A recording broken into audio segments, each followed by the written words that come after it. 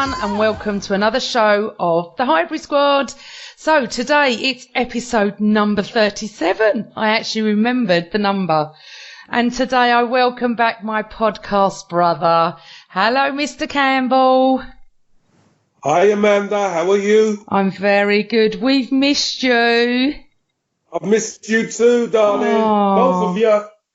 Yeah, we've missed you. We'll have a good pod today. We will. Got quite a bit to talk about, and I think it's going to get a little bit heated. Anyway, hello, my lovely Sophie in La La Land. How are you? Buongiorno. How is everybody today? And by the way, I'd like our listeners to know that the only reason you remembered it was episode 37 is because Super Kevin Campbell lobbed one over to you, crossed it into the box, and bosh, you headed it in. True. That's how that happened. You had to tell everyone, didn't you? You are like an annoying little sister. And Kevin, well, I cannot criticise Kevin today, can I? I have to be nice to Kevin today. Yet. Kevin has done early You're supposed doors to always yet, to be nice to me. I'm always sister. nice, but I cannot be not nice, can I, today, Kevin? For Early doors. We'll see about that. For all the listeners, Kevin's done a very nice deed for me today, so that's all good. Right, let's move on. Well, the last pod, Kev, me and Sophie had Dale on from Stretty News, pre-United. I went for a 2-1. I think Dale went for 1-1, and I think Soph, didn't you go for 2-2? I did. Yeah. I was really positive. I thought he was going to learn from Villa and then Forest. I thought he was going to combine it. I thought he was going to think like us, that they were there for the taking. And they are pants. And the next team that play United will trounce them, because I thought they were terrible. Unfortunately, I didn't like the formation. I didn't like who he picked. I'm not one of these that wants Emery out, but I'm starting to think that he goes into games not wanting to lose them. And that's a little bit of a problem for me, because I really wanted to beat Man United. We never beat them. And if it was ever going to happen, it was going to be last Monday night. But it wasn't. We're going to discuss the game. Kev, well, for once, you were there and I weren't. So, what was it like? See, I just want to say something, sorry. I was going to come to you with something that's come to my mind. I have to say that I have seen a massive split from the people that were there to the people that weren't. I thought it was a very dull 45 minutes. I was quite bored, and most of my social media and friends were saying the same thing. But the people at the game, which I'm going to ask you about, did not agree. They said it was quite an entertaining game. The second half got better, obviously, but it wasn't great. So tell us from your perspective what you thought of the first half and the formation.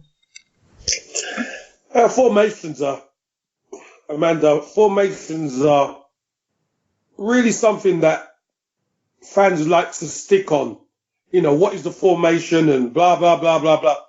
The bottom line of it, as far as I was concerned, was it was two poor teams who had great teams in the past, and they're nowhere near it at the moment. You know, United played Pogba, half it Rashford, as far as I'm concerned. We didn't look great. United started the better team. But there seems to be, we seem to be unbalanced in midfield. And I thought our defence, Callum Chambers, I've got to say something, that Callum Chambers come back and he shored up that side out, having got booked in the first half. He shored up that right-hand side. There was not much coming down that right-hand side to cause us much problems. But here's the issue. Xhaka, Torreira didn't have bad games, but I was seeing Torreira playing at number 10, like in behind the front. And for me, he's a holding midfielder. Now, if Torreira's trying to play number 10, Guendouzi, who I thought has been our star man so far this season, obviously needs a partner there to be able to play up and break on teams. And I just don't see. I think it's so imbalanced. It's crazy. So the first part, United were good. The second part of the first half, Arsenal were better. But I just think it's two poor teams. And I've got to be honest about it. We're both poor. We rely on Aubameyang so much. And it just shows we miss Lacazette immensely. I said that the other day. Okay, so Kev, you've pointed that out. Who would you have picked in hindsight? I would have took the game to them, Amanda, because as far as I'm concerned, I thought United were vulnerable. So we need players in midfield who are going to run beyond Aubameyang. Ramsey used to do that. And the next best one who could do that is Willock. Yeah. I would have played Willock because one thing Willock can do, he's got a good engine, he can carry the ball, and he can run in behind because he's always looking to get on the end of things. But when you play players who are just technical players, who want the ball to feet, etc., etc., etc., soon as it gets into transition, United were catching us on the break, and that's how they eventually scored at the end of the first half.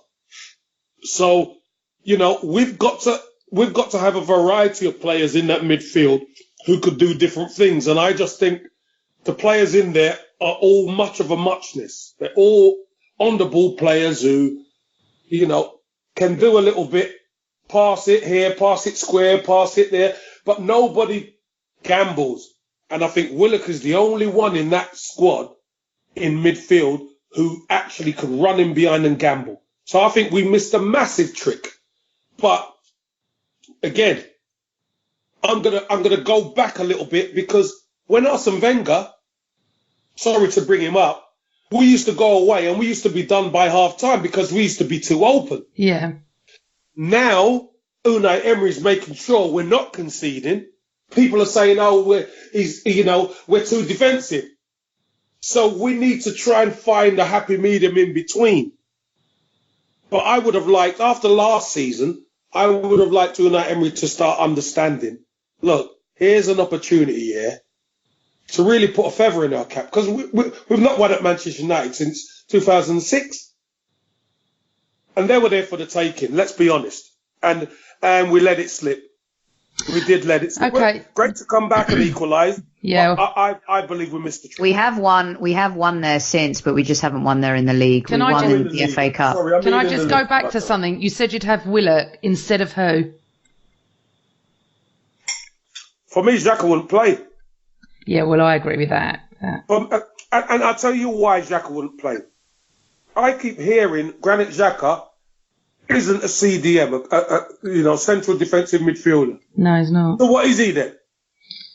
He's not. He's got to be an attacking midfielder then, hasn't he? Yeah. So, okay, what assist does he do? Does he run with the ball? Does he create chances? Does he thread through balls? No, I don't see that. So, therefore, he's got good attributes to his game, his passing and everything, but they're not killers. So I need someone in there who's going to be a bit more productive. And that's why I would have chose Willock. Okay, so let's swap over to Soph. You've heard what I've said, and Kev, I agree. We're both saying that we should have taken it to them. The formation was wrong. We're reliant on Aubameyang and VAR, which we'll come to in a minute. What did you think about the formation and the team he picked? As you guys know, I've been complaining about Emery for 2 or 3 weeks now. Yeah. And I've been definitely on his side and absolutely still willing to give him time. But we also have to see that he's willing to adapt during this time. Great coaches adapt to their opposition. And we've all said it, I think ad nauseum, every single Arsenal fan, that Man United were there for the taking. And it's not happened in a long time for us to really be able to walk away from Old Trafford with 3 points. So instead of, and by the way, our form away from home against the top 6 is very poor. I actually don't think we've beaten a top 6 team away from home in 2.5 seasons. So our away form has to improve, period, if we want to finish in top 4. That was the only reason, one of maybe 2 or 3 reasons, but the main reason why we didn't qualify in the Champions League last year and even in Wenger's last year, our away form is horrific. And then you look at being accountable, players who make mistakes and holding them accountable for that. And then you also look at players who may be struggling, new to the team, but they too have to be held accountable for that. And I feel like we're getting into a bit of Wengerism here. The team used to pick itself. There wasn't that competitiveness that I'm going to get dropped if I don't have a good game. Sokratis should have been dropped. David Luiz should have been dropped. Nicolas Pepe should be dropped. And I say only for Nicolas Pepe's psyche and confidence, put him on the bench, let the boy have a little think, bring him on as a super sub and let him have a potential moment. Set the team up to set him up. And I know I've been hard on him. I've called him Gervinho 2.0 right now because that's how he's playing. And it's not his fault. And people have scolded me online saying, hey, listen, it's not his fault. And then other people online have agreed with me.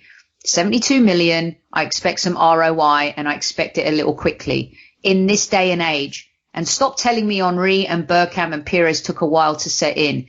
Different times, different players. Also, what is he showing when he's on the pitch? He's afraid, doesn't have the confidence.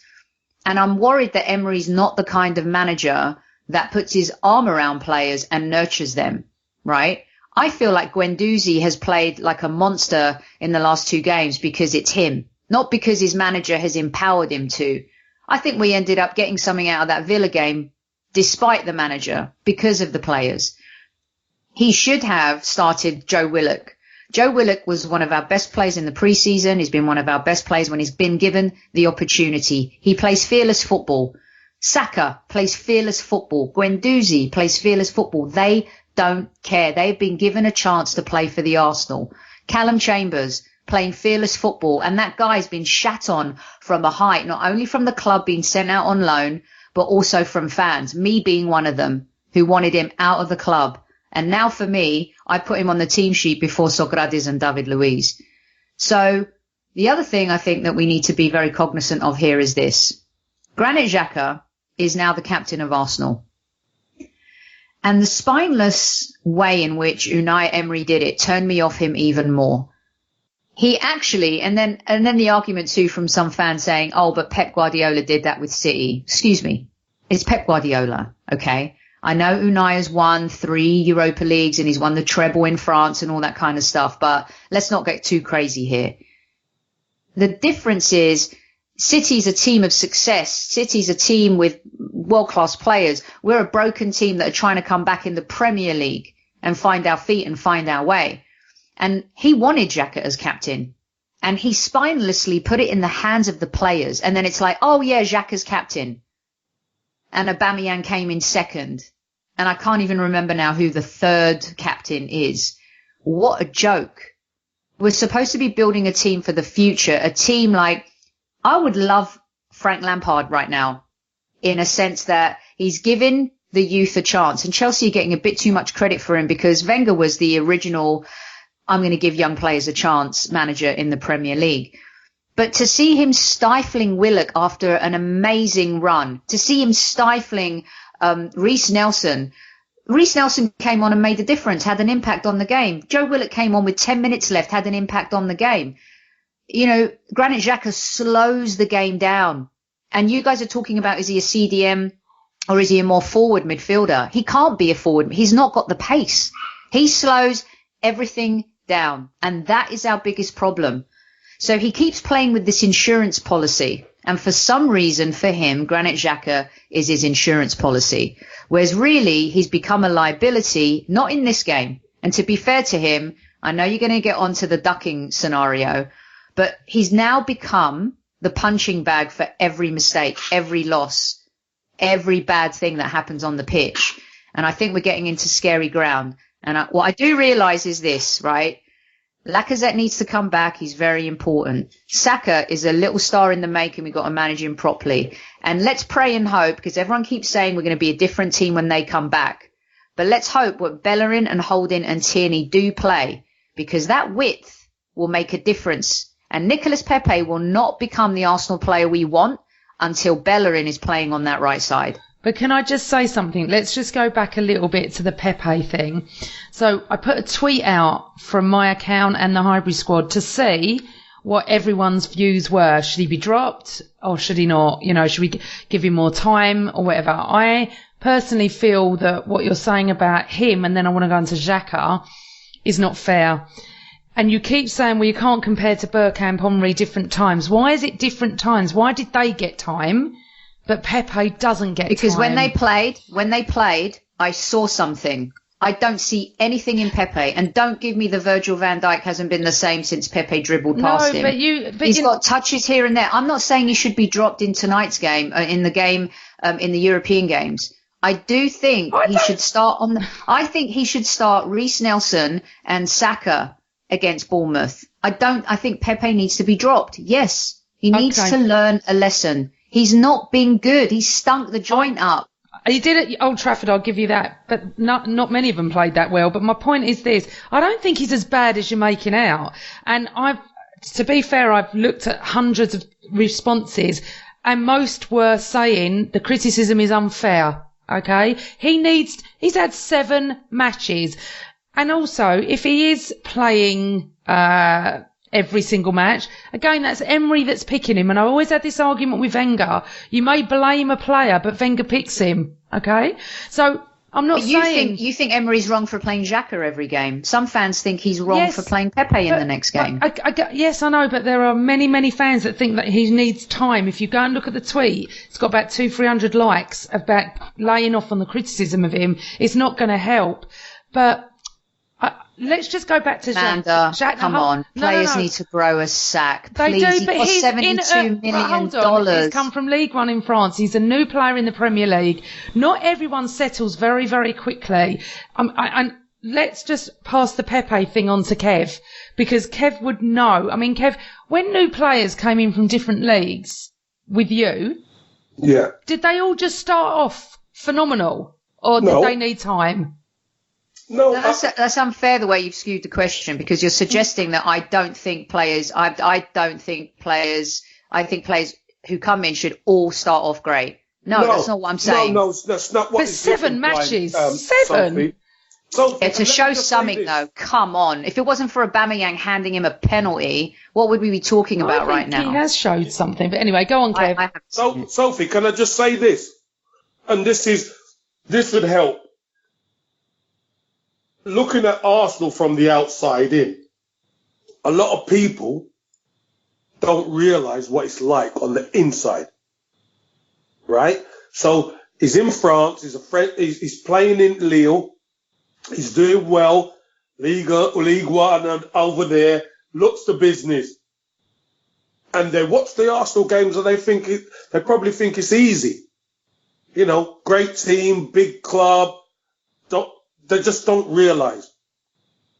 Then he gets signed, and now he's on the inside. The level of performance is different. The training quality is different. The intensity is totally different. The way English teams play, the way they're going to mark him, the way the physicality is, the speed of it. There's so much for him to adapt to. And I'm not saying he can't adapt, because I believe he will adapt. And I know it's only 7 games. And remember, he didn't start the first game. He's played some as sub and he started the last few. But the only way he's going to assimilate and he's going to adapt is by playing. That's the only way. Because, and add to all of that, this global club called the Arsenal, he's got a £72 million rucksack on his back with bricks in it. It looks like he's playing with the handbrake on, because that ain't the Pepe we see or know. So he has to start to be able to come to terms with, right, I'm here and I've got to perform. I've got to perform, and I've got to perform well. But I also have to adapt. It's a different language. It's a different... I know football's football, but it's a different football. There's different demands on him. So I think we have to... Let's talk about what it really is, Kev. It's mental. Matteo Guendouzi is younger than Pepe, is he not? Maybe a year between the two of them. Matteo Guendouzi doesn't have a £72 million But he has expectations, and he's a young player. It's not the same. The price tag is definitely Look what's happening to Hazard at Real Madrid in La Liga. He's gone to a slower league and he's struggling. Right? What I'm saying is, don't use the age thing, the money tag thing. I even mentioned that before. Yes, that comes with pressure. But when you see Guendouzi playing, when you see Guendouzi, but at some point, right? You have to also look at it from the point of view whereby Guendouzi is the same age as him, and the expectations on him are so high right now. People are already talking about, a future Real Madrid or Barcelona player or whatever it is. It doesn't matter to him. He just goes into every game and he shows effort and ingenuity. Sophie, what expectation is there on Guendouzi that's more There's a lot of expectations. Why does Guendouzi get killed when he has a bad game? Why does Amanda's Everyone gets killed when they have a bad game, love. He doesn't. He doesn't. That's not fair. All I've said is I don't think he's our saviour. Saka costs nothing. What did Saka, played like a madman possessed. What I'm saying, you guys are missing the point. Pepe is not even getting stuck in. He's not trying to find the ball that isn't coming to him. Saka tries to find it. Guendouzi tries to find it. He's different. He's going missing. Sophie, Saka plays his football all his life here. That's what I was just about to say. That he knows what it takes. Hold on. For a first team yet, Casey. Let Kevin finish. Let him finish. I listen to you. Why is it when I speak and you guys interrupt, I let you finish and But you keep interrupting. Stop. No, I don't. Let him finish. So what you got to say, I didn't interrupt you, darling. I didn't. All I'm saying is this. When you're born, I'm one of them kids who came through the ranks at Arsenal.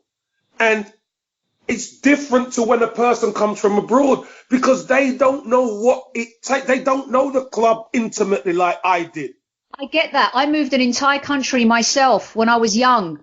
An entire country, a new land, new language. You get stuck in. You get stuck in. And maybe, yes, some people take longer to climatize than others do. And all I'm saying is so far, I've seen nothing from Pepe to warrant a 72 million price tag. I've seen it from Guendouzi. I've seen it from Saka. I've seen it from Lacazette. Dear God, we've seen it from Aubameyang and then some.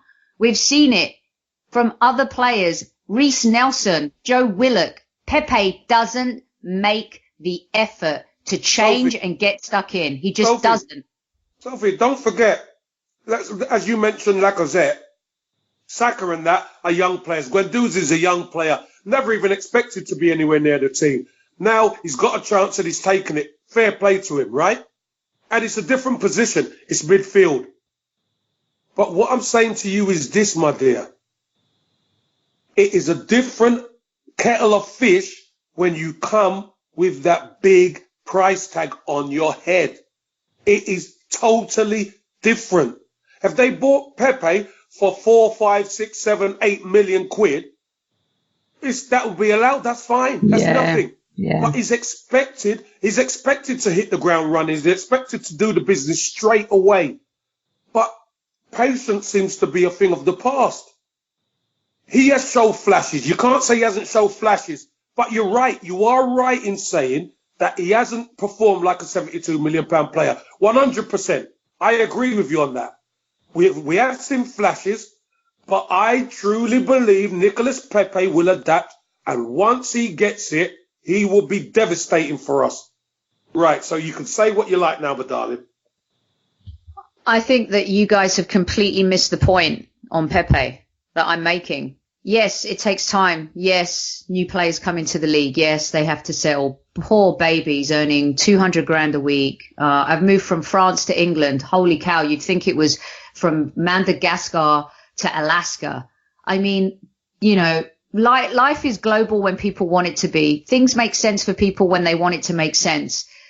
Truth of the matter is that he has done very little, and this is what I'm talking about. Do I hope that he becomes a great player? Of course I do. Did I see a great player when he played in France? Yes. But currently, as it stands right now, he's had zero impact for Arsenal Football Club. Zero. And I don't care how old he is. I don't care how much he costs. I don't care where he came from. Make an effort. And that's what I'm saying. He's not inserting himself into the game. He's not getting stuck in, because we do have deficiencies in how we're set up as a team, because we do have challenges with the coach. You have to make it count yourself. And that is what players like Saka and Guendouzi have done, despite the manager and despite the setup. He's not getting stuck in. End of. Maybe that's not his game, my darling. He can at least make himself known. Yeah, but can I ask you a question then? Did Eden Hazard get stuck in at Chelsea? Of course he did. When he first turned up. Hazard was great for Chelsea. Oh, but not when he first turned up, he wasn't. He was pretty good. I don't remember Hazard wasn't. taking so long to settle in. Oh Did my he? God! Well, So you see- 7 games is not so long. Exactly, It's 7 not games. so long. This is the thing. I know And he what you're hasn't trying started. to say. But Amanda, Okay, now he hasn't you guys, even I started don't 7 like games. how you're twisting this and how it's going to sound. I'm telling you, listen to what I'm saying. we I'm are just listening. saying- You're saying the same right thing. You're now- not listening to us. No, you're not. No, You right wanna now, see- he's not you making want to impact. see- And I want to see him put in the same Right. effort as Guendouzi and Saka. But That's they're it. not the Oh my God. Anyway, look, In you're his position, Amanda, he can. Aubameyang fights for fucking But- everything, and he's at the top of the pitch, desperate for a ball, and he's got to go hunt and find. He's a hunter-gatherer. So you're telling me that Just Pepe some- has had no impression on you whatsoever, No, nothing? zero. No. Right, okay, that's fair enough, and you're entitled to your opinion. I'm entitled to mine. I disagree. I think time is not 7 matches. Time is 17 matches, where if again, and, you know, he may need time to adjust. Every person, just because you went to LA and you got stuck in, I may go to LA. I and might move somewhere else before LA. It may I'll take pick me a whole other long. different country. Soph, it may take me longer than you. Okay, so everyone is different. I've seen flashes. I agree with Kev on this. I've seen flashes. I was quite impressed with him first few games. I was quite excited. You keep going on about this dribble with Van Dijk. I've done it. I mean, great, but that's nothing. Anyone can dribble past the defender if he's caught on the wrong foot. All I'm saying is, let's just give him a bit of time. Aubameyang must have some united feeling for him to hand over the penalty. They want him to do well. Perhaps he's a nervous character. It's not his fault he cost 70. What if he missed that penalty? It's not, then I'd blame Aubameyang. It's not his fault he cost 72 million quid. That is. So why have you been giving? Why has everyone been giving Paul Pogba a hard time? Let me finish. Oh, do me a favour. Completely different kettle of fish, and you can't do that. Paul Pogba walked into that team. I am like Ibrahimovic, or whatever, you know, Zlatan. The way he is, that cockiness. So don't start. You can't compare them. He's come from Lille, wherever it is, he needs time. Now, if in 5, 6, 7, 8 more matches time we don't see anything, the manager does need to look again and see what's going on here. Extra training. I don't know what it is he'll need, but let's give him a chance. Because the whole team, and let's just go back to Xhaka and your love for Xhaka, okay? I had love for Xhaka. I was sick of everyone abusing him. I still don't like any abuse he gets, okay? A, he shouldn't be captain. B, he shouldn't be on the pitch. And C, everyone is trying to convince me that he didn't duck and the ball took a deflection. I've watched it again, and I'm still in between how I feel, and that's irrelevant. I think he slows the game up, and I don't want him on the pitch. I don't abuse him, and I don't blame him for any loss, okay? I blame Luiz for being stupid at Anfield. I blame Socrates for giving the penalty away at whatever it was, but both of them did it. That I will blame, but I don't blame for the whole team. You do not blame one person. We blame Xhaka for giving a penalty away against Spurs. Yes, but then I blame Socrates for what was the game he did? I can't remember. And Watford away. and Luiz at Anfield. I don't blame them for us losing. It's a stupid error. You've still got 89 other minutes to win the game, but they didn't help us, did it? They're both stupid in what they did. So I don't go along with the abuse ever. Okay. I've said for quite a while now, I don't want Xhaka in the team. I don't see Harry's captain, but if the players did vote for him, he must be giving them something. Okay? I don't know. All I know is he was lambasted on Monday night, Emery, for not picking Tierney, and you don't know the full facts, and I say this time and time again, yet he wasn't fit enough to go and play for Scotland because Emery knows exactly what is going on with their fitness and we don't. Bellerin, we knew really they wouldn't all get a game, yeah? I'm not bothered, I'm not fussed. I'd rather them be coming back slowly and get them fit properly than to get another injury. So that's how I feel. I want Pepe, I want people to stop talking about him, if I'm honest. Just give him a break and let him have a chance because we've already demonised him. 7 matches. I haven't demonised him. All I'm saying is that he hasn't performed yet. And I hope he does. And you think he should be dropped? And currently he's been irrelevant. I do. In league, yes, against Bournemouth he should be dropped and he should be put on the bench so he can have potentially a moment where he comes on and he has an impact. He's an impact player. And the way Emery sets up the team from the start of the game, he can't have that impact. So he is being hindered from doing his job to give him some fairness. Now in the Europa League match that's coming up, should he play? Yes, I wouldn't drop him in that because he could end up scoring a hat-trick against a team like Standard Liège and then that will give him confidence. But in the Premier League, where the pace is slower than Europe, hold on a second, the pace is slower in Europe. You got a bit more time. In the Premier League, you don't. So he needs to build up a little bit of confidence. So I would play him in the Europa League right now. I'd drop him against Bournemouth, put him on the bench and give him a shot to come on and be a super sub. Manage him, manage the player, help him navigate through this lack of confidence. Sophie, can I ask you a question then? No. If he scored a hat trick, against Standard Liège, I was going to say the same question. I know you were, Amanda. Did I just not preempt that? You would drop him against Bournemouth. Hold on one second. What did I say? You said you'd drop him against Bournemouth. I said he could score a hat trick against a team like Standard Liège, right? So I'm asking and yes, you, I would then. We've seen Lacazette be an amazing player who has more experience and more love coupons with the Arsenal fans, be dropped. Be dropped after being amazing. But so we're not talking about Lacazette. We're talking about Pepe. I do think he should be dropped, yes. Right. Absolutely. Well, even if he scores a hat-trick. Yeah, that's my point. Right, that's ridiculous, Soph. Because if he scores a hat-trick tonight and he's buzzing, you'd want to continue and build on that, surely, 3 days later? No? No, I'd put him on the bench and manage him differently. So if he doesn't score a hat-trick tonight, you still would do the same thing on Sunday. He doesn't play for you on Sunday. Put him aside before today's game and say, I'm going to play you tonight. I may not play you against Bournemouth. And then in the manager's mind, let's say he scores a hat-trick. He may well start him against Bournemouth. But I'm just saying that he needs a little bit of a wake-up call. You can't just assume you're going to start. And right now, unfortunately, with Arsenal Football Club, we're going back into a bit of Wengerism. And people are just assuming they're going to start. And until some of these players come back from injury, Kolasinac won't assume, Luiz shouldn't assume, Sokratis shouldn't assume, Xhaka shouldn't assume, even though he's captain. Torreira completely being mismanaged.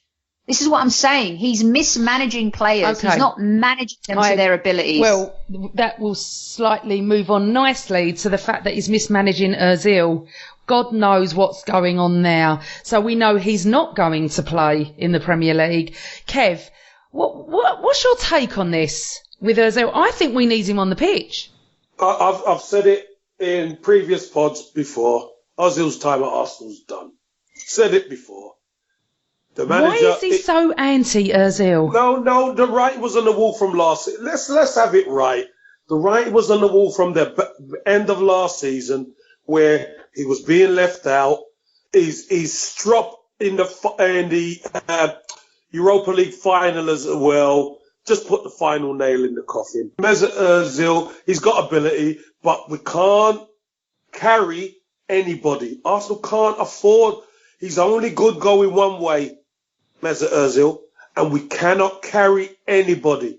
Because We're not as the best team without the ball, and we will get found out even worse with Mesut Ozil. Because even against Watford, we took a 2-0 lead and we should have been coasting. But what happened when they started turning the heat up? We buckled. So he's just not going to have it. And plus, his wage could probably pay for 3 or 4 players coming in. So unfortunately, it's the end of the line. It's not mismanagement. It's just business. So where's he going to go? He doesn't have to go anywhere, does he? He doesn't have to go anywhere. But Arsenal fans are going to find out about Mesut Ozil now. Because if Mesut Ozil wants to play football and Arsenal are willing to loan him out or whatever and make up the rest of his money, then great. But if he says, no, I'm sitting where I am, then they know he's a mercenary. He's just sitting there for the money. Plain and simple. He's a lazy player. He's lazy in training. Okay, why do you think Pulisic isn't starting for Chelsea right now? There's outcry out here in the States. The golden boy of United States football is not starting for Chelsea, not being given his chance. Meanwhile, Mason Mount is starting, all of these other younger players. Why? Because rumour has it, and why wasn't he starting all the time at Dortmund? Because some players don't show it at training. Mesut Ozil, and I've been told by a very good source that one of the reasons Emery started on this way with Ozil is because he was entitled. He was allowed to do whatever he wanted, whenever he wanted. And Wenger allowed that, not only with Ozil, but a lot of players. And Ozil hasn't shown the manager the graft. He is an entitled player. And to flip it to Mesut Ozil's benefit here, because as lazy as he is and has done absolute sweet FA in any game against any big team in all the time he's been at Arsenal, now we have a 350k a week player sitting on the bench to play in the Carabao Cup and the Europa League. Shambles, right? Now, people don't take into consideration what happened to Ozil after the World Cup. He's a fragile. Remember last year on the pod, I said to you, I worry about him. He seems fragile. There's certain players that seem a little fragile mentally. Things get to them. That whole debacle with the way the German Federation and fans blamed Ozil for Germany's failure in the World Cup was a disgrace. And if you don't think that affects someone says something bad about you and your family and you can't get over it or it affects you, it can change your life. It can make you feel differently about things. This is an entire nation blaming you for something. So you're dealing with that. You're also dealing with the fact you've had a shit football season and your new manager doesn't like you. Now you've also been attacked on the streets of London with a couple knives. See how Kolasinac is built differently. He's back on the pitch, he's playing. You could tell throughout that whole process and that experience, Ozil is just built differently. He's very much the modern day footballer. He's very in tune with society and things in life, a little bit like Bellerin. But Bellerin's tougher on the pitch. Ozil doesn't have that.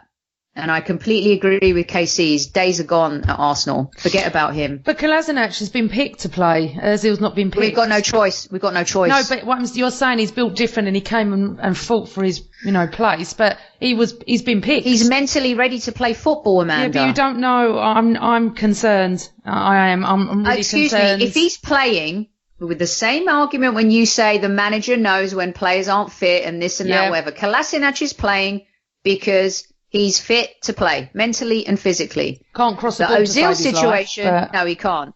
Ozil's situation, he's not shown any of that previously, and now with these two major life events, people think that doesn't affect someone. Yeah. It does. And he'll probably end up back in Turkey. I hear that they're trying to actually raise sponsorship money at Fenerbahce and a couple other clubs to bring him over. He loves Turkey. I think we could be happy there. I think we could use him at the moment until that happens, but he's not going to. Yeah. We need some creativity, that's for sure, because but Amanda, there's just nothing there. Amanda, can I ask a question then? Yeah, go on. You've seen Ceballos play. Yep. He plays both ways. He plays with and without the ball. Yep. Would you put Ozil in front of him? The weird thing about Ceballos Simple is, yes or no? Simple yes or no? It depends what game we're playing. No. Simple yes or no? I can't It's all answer. happening on the pod today, Simple. people. I Yes can't or answer no? that, Kev, because I've seen Ceballos run games and I've seen Ceballos stink the place out. So He's run Right. one game. So one I'm game asking since you. he's arrived. So I'm asking you. Mesut Ozil's been at the club 4 years or whatever. I so think I'm I'd asking have him you. over Ceballos has Danny been at the there 4 moment. months or whatever. Yeah. So it's a simple question. Would you have Mesut Ozil in the team ahead of Ceballos, yes or no? yes. Fair enough. Okay. Would you, Yeah. Casey? He wouldn't be in this club Yeah, so it's not for him. But yeah, I would. because he doesn't work hard enough off the ball. Ceballos will. Yes, and he does so for Spain. If you think Mesut Ozil is all of a sudden going to change, I don't. No, but I don't think that's his game. I think there's this romance but it's, with Ozil. it's the game in England, my love. I know. It's the game in England. You know that. I know that. I know, but I And just that's why- think we are so dull going bloody forward and so with Xhaka slowing the game up. Look, we could go on for ages about this. Let's just see what transpires. We've got Standard Liège coming up, and then we've got Bournemouth. I'll tell you something. All Emery has to do is make one change in midfield. And who's One that change for you? in midfield. My team would be Leno, Bellerin at right back when fit. When everyone's fit, here's my team. Leno, Bellerin, Chambers, Holding, Tierney, Torreira, Willock, Guendouzi, Pepe, Aubameyang, Lacazette, Saka, Reece Nelson, always on the bench. Hold on, you've just slated Pepe, and now you'd have him in your first team. I would, when everyone's fit and we're firing, yes, I would have him in the first team, and then I would sub Reece Nelson, I'd sub out Saka if Pepe's not playing well. If you're looking at a starting 11, yes, and would I drop him? Yes, but I'm telling you, if everyone's fit, and this is the Arsenal on paper, the best team on paper, that's the team. Do you disagree or agree with that? Kev? I think you made a really good point there, Sophie. Got to say. I mean, I can't believe we're agreeing. No, Well, really yeah, good- but they are our really good front point. three. But I didn't think Really Pepe good would. point. I didn't think Pepe would be your front three. But Oh, well, On if he's paper, firing, he will be playing. yes, on 100%, paper yeah. he should be. It's the same thing. On paper, Xhaka shouldn't be. On paper, really, Willock should be in the team. We're so much better. That kid. This is the thing now. Why I've But slowly. hold on, Saka has been phenomenal since he's played. But you drop Yeah, him. but are you going to play Lacazette or Saka? Who are you going to drop? Aubameyang or Lacazette? I drop Pepe. That's what I'm think saying. That's Either my of goal them, here. funny enough, coming from the bench, have such an impact. They have such an impact. You just swap them occasionally. Start with Lacazette and change bring in Aubameyang midfield. on. One change in midfield can make Pepe a better player in one game. Oh, I One agree. change. The Emery's not midfield, willing to do it. the midfield for me is always the problem at the moment. It is just the problem. But we have to move on. We need to do some predictions and things like that. Okay. So let's just go to Bournemouth and predict Bournemouth. Kev, what do you think on Sunday? I think Arsenal going to win the game 3-1. A convincing home win. Even though we play Europa Thursday night and we're normally a little bit naff. Jaded, a little bit jaded after that, but I think we're going to beat them because them coming to the Emirates, they don't have a good record there, and we've got to show ourselves. We're fourth in the table. We've got to show ourselves. I love the fact that I say naff and you say jaded. I think we'll go with your word, a little bit more professional than me. Yeah, a little bit more professional. So what did you say, 3-1? 3-1, yeah. Okay. Soph? Bournemouth are really good going forward, and we are really poor in defence. And you know what? They don't have a bad midfield either. This is going to be a tough game. The only thing that gives me hope that we'll win is that we're playing at home. I actually think it's going to be a high-scoring game. I think we'll score 4 and they'll score 3. And then I look forward to us signing Upamecano in January. Well, I disagree with that. I don't think it will be a high-scoring game, not after playing Thursday night. I'm not ready with my prediction yet. I think we'll win, but I think it'll be something like 2-1, maybe 1-0. I don't know what I'm going to go for. Actually, I'm going to go for 1-0 on Sunday to us. I think you're right. If we were going to Bournemouth on Sunday, I think we're going to lose. I would say that. But there we go. Listen, it's been... Wait, don't stop yet, because we have to just have 30 seconds where can we just please have a moment and enjoy... If I was playing roulette today, I'd play the number 2 and the number 7. What about you guys? Excuse me. Was that not the most pleasurable? That was as good as an orgasm, wasn't it? Let's not talk about orgasms again, but come on, that was special. And the fact that Gnabry, or whatever his name is, Gnabry, whatever you want to call him. Gnabry has scored 4 goals. Did you see his celebration? Yeah.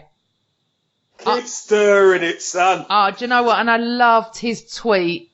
All the Arsenal players, I know. Theo Walcott when Gnabry did his tweet of North London is red, I mean, I'm not being funny. He wasn't at us for many years, was he? It wasn't like you, Kev. Do you know what I mean? Like a homegrown gooner. He's still built that way. I loved it. Been at the club. He's become like our hero, isn't he? He's fantastic. And look, none of us wanted to sell him anyway. We knew there was potential there, but he never got played by Wenger, did he? And I've heard different things that he wanted to go and Wenger wouldn't sign him and whatever anyway. Well, he never got developed by Arsenal. Yeah, there's a shock. Arrived in 2012. Yeah, that's a shock, yeah. There's a shock. But got sent out on loan a lot and but it was pleasurable. I think I have to say this. A lot of my Spurs mates have gone missing somewhere. I don't know where they are. Funny, isn't it? Bit quiet in N17, yeah? It's very quiet, I swear. Well, I just think there was perhaps a power loss when there was a surge of power. Who knows? Oh, my God. It was the best thing. Because when it went to 4-2, I was like, oh, my God, please don't let them have a comeback here. Yeah, I thought that. Oh, my gosh. In that last 10 minutes, it was the best football I've seen in years. Do you know what? My tweets were so far behind because at one point it was 5-2. I'm right in front, and then it was 6. I'd already just sent a tweet out for 5. Someone tweeted me and went, you're a bit behind. It's 6 now. And I couldn't keep up. And the thing is, what was even was that it was Gnabry. I mean, I have waited to have payback for Naeem from the halfway line. I know it's not as big a game, but the fact that an ex-Arsenal player has done that in their stadium. Their brand new shiny toy. Yeah, and then all the memes afterwards and all the videos have just been the funniest thing. Honestly. They have been so creative, haven't they? Kev sent quite a few loads. The video, I like your idea of their DVD, Amanda. Like, where's your DVD for this performance? And I listed everything that could be in it. I thought I was going to get a lot of abuse from Tottenham fans, but I've not had one. You're right, Kev. They've gone missing. But they've got nothing to say. Well, wouldn't you if we lost 7-2? I mean, we lost 5-1 to Bayern and we just but away from home, thank God. That wasn't at home. That was in Munich too, so we do have that excuse. In the new stadium as well. It's just Listen, the wheels of something major. I don't know. I'm not going to talk about any rumours, but you've all heard the rumours. Yes. It feels like something major. But you know what I want to bring up, Kev? When we had Dale on the pod, and Sophie knows what I'm going to say, they desperately want Pochettino as manager, and Soph knew because I took a deep breath and I went, for what reason? He hasn't won a trophy. And I asked how old Dale was. He was in his 20s when he Soph, and I said, there's the difference, yeah? We've been brought up to win the League Cup, the FA Cup, the Europa Cup, the Champions. You want to win something. I wouldn't want a manager coming in to United, who, as we know, are one of the biggest clubs in the world, that has not won anything. Why are you so desperate to have a manager that hasn't won anything? I'm sorry.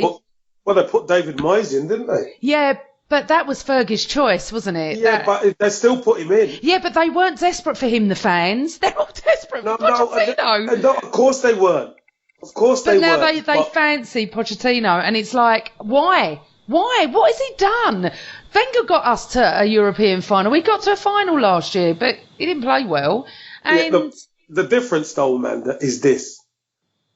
If Pochettino went to United, United are a club who are steeped in winning.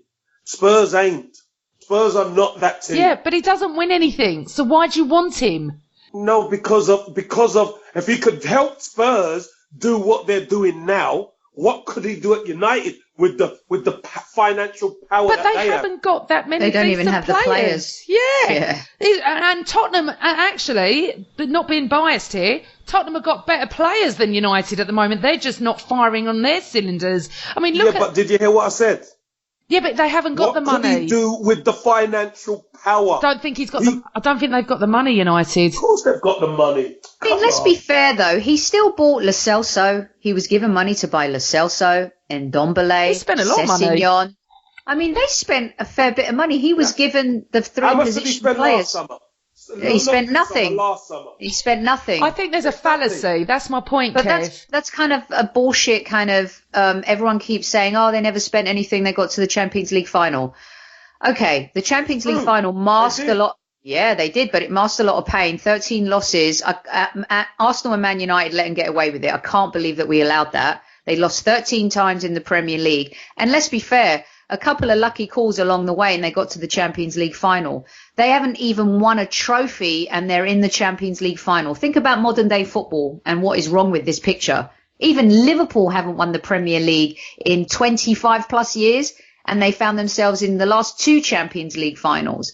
I mean, there's a funky, wonky thing going on in European football right now. And now they're going to introduce a third tournament. So with Tottenham, you know, I'm sorry, but you can't be lauded as a great team last season and you spent no money and then the wheels start coming off. It's like, oh, poor Poch, he hasn't been able to spend. No, this summer he was given money to spend. He was given the Champions League money. Say that again. No, I would never say poor. No, but you know what? He's the darling of the media, isn't he? And he's like, the whole team they were very upset they lost 7-2. Yet when we lost 5-1 or whatever, when we lost 8 to at Old Trafford, they couldn't wait. Yeah. Nailed to the cross. I just don't understand this media loving with them. But anyway, listen, they lost. It's called Harry Kane, the darling of English football, babe. Good for them, because at the moment they haven't won anything in their beautiful stadium, and let them get on with it. But it was absolutely hysterical, and I don't think they can live it down. And one of my friends who's been on this pod, who is a Tottenham fan, not this pod, the pod I was on previously, and he's a commentator over Tottenham. He put on his Facebook the next morning, I've had better nights at the Lane, and it was about 5 to 7. And I went, you're a bit early, aren't you? It's not even 7 a.m. yet. And he went, I thought you'd do better than that, man. So I went, I will do in 2 minutes past 7. You know, look, to be fair, as long as you can have banter, it's great. And I've got a lot of Tottenham friends, but your family must have been. I bet that room was just fantastic. I'd have just gone, hello. I did. I go, anyone here? Asking for a friend. Anyone? Bueller. Oh no. Because they were having a chat and then I said something and they were like, all right. We know you hate Tottenham. I'm like, there's no need to get touchy. Why are you so touchy? Oh, listen, we're entitled to have a little bit of fun. There's been many over the years that we've had. Come on. Right. I mean, think about it. Think about all those bloody drubbings we've had along the way. Exactly. And right now I'm salivating because I've just seen a picture on Twitter of Piebury Corner and Fever Pitch is having a pie and it looks so damn delicious. Oh, bless. I love Piebury Corner. Right, listen, so we've got a little new thing coming up that I'm going to let Sophie tell you all about. Oh, right, sure, fine, why not? So what we're going to do is after a few games, like a lot of podcasters do, dear God, are we getting into the video age? We might be. So after the European games and some of the Premier League games, depending on what we're doing, where we are, we're going to be going to our YouTube channel, Highbury Squad. You can find us there. And we'll be doing some live post-game analysis, or we'll be posting some post-game analysis thoughts. So always be sure to check it out and let us know what you think. So, yes, we want you to get stuck in, have your voice heard. Who knows, Amanda, maybe we'll do a post-game with a fan and KC and everyone. That could be fun a little down the line as this season goes. And, boy, Think about it. It's only the beginning of October and we're all getting bent out of shape already. Oh, so Kev and Sophie will be on the YouTube channel. Unfortunately, I won't be. But let's hope we beat Standard Liège. So hop on over to our YouTube channel. It's so funny. And take a look after this pod because you may not know we're there. So, all right, everyone. Thank you, Kev. Lovely to have you back. Good to speak to you, Amanda. Thanks for hosting, darling. Ah, you're welcome. The hostess with the mostess. With the most. Even if I say so myself. Soph, I hope Pepe scores 7 tonight. And then doesn't get dropped for Sunday. But hey-ho. Thank you, darling. Always. Always. Always rooting for Pepe as well. I know you are. I know you wanted to do well. Right. Thanks, everyone, for listening, for your tweets. Thank you for retweeting all our stuff and rating us and enjoying what we do. If there's anything specific you'd like to hear us talk about, then just tweet us at our personal accounts or Highbury Squad. But, as always, it's always Arsenal.